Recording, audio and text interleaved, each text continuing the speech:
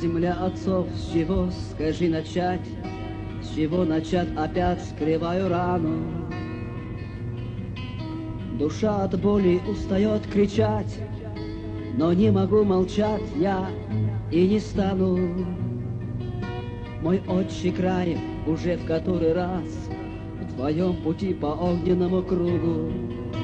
Ты был фатально, как и весь Кавказ, судьбою и оболган, и поруган. 44-й предпобедный год, и ждет фашизм суровая расплата.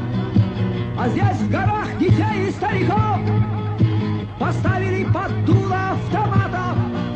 Так Родина коварства не тая им уделила жизнь и смерть в опале. А братья их, отцы и сыновья сражались за нее и умирали.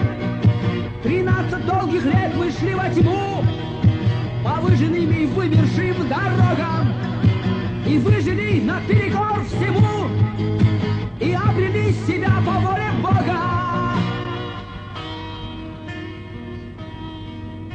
В нас убивали день за днем в веках, огнем и сталью, голодом и пулей, надежду в детях, мудрость в стариках.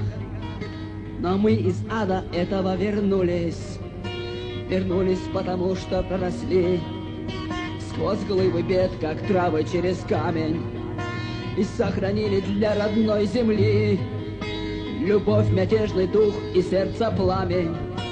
И пусть ожог забвения свинец над прахом тех, кто умер на чужбине, для них из наших пламенных сердец зажжем костер бессмертия отныне.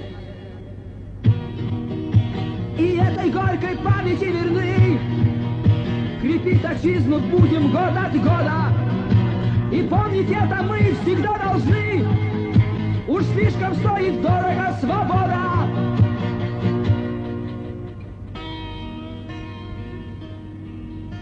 И помнить мы всегда должны, уж слишком стоит дорого свобода.